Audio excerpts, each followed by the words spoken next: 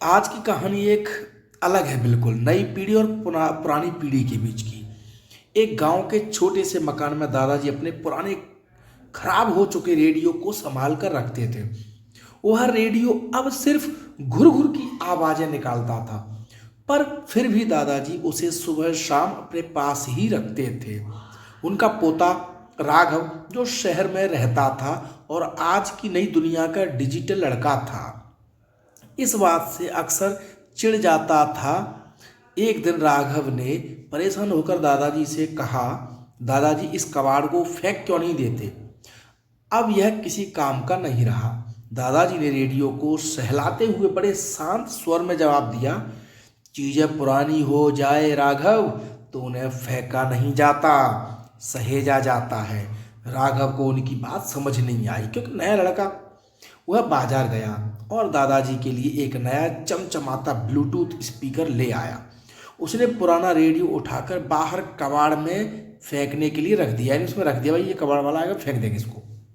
और नया स्पीकर दादाजी के आगे रख दिया।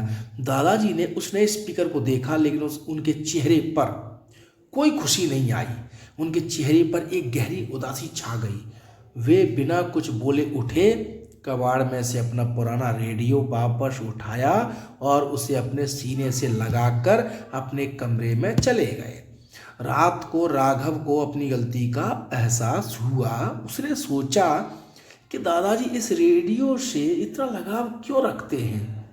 अगली सुबह जब दादाजी सो रहे थे, राघव ने वह रेडियो उठाया और चुपचाप गांव के सबसे पुराने कारीगर करीम चाचा की दुकान पर ले गया।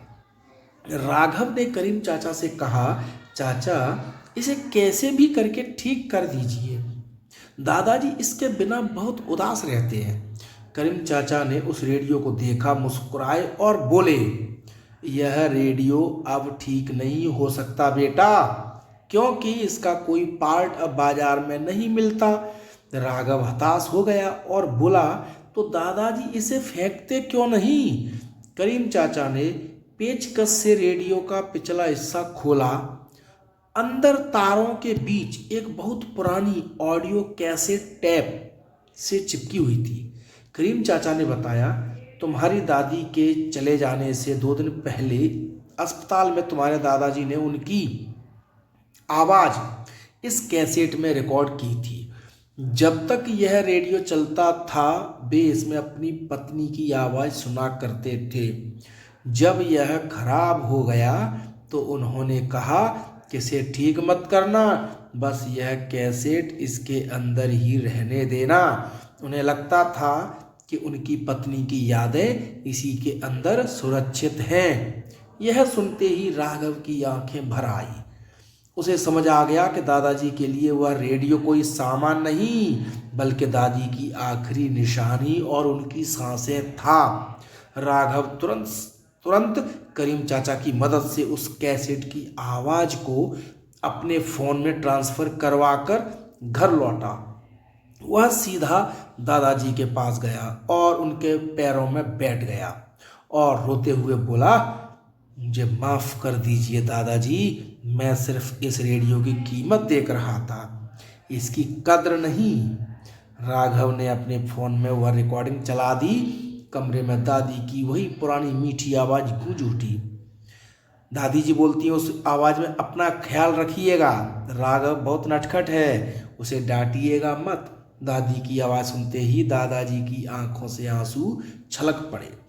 उन्होंने कांपते हाथों से राघव का सिर चूमा और उस पुराने रेडियो को फिर से अपने सीने से लगा लिया। चीज़ें कितनी भी पुरानी और बेकार क्यों न लगे, लेकिन अगर उनसे अपनों की यादें जुड़ी हों तो वे अनमोल बन जाती हैं। अपने बुजुर्गों की पुरानी चीज़ों को कबाड़ समझने से पहले उनके पीछे छिपे प्यार और जज्बात को समझना बहुत ज़रूरी है। तो दोस्तों, कभी भी चीज़ें पुरानी हो लेकिन उनको फेंकना नहीं चाहिए।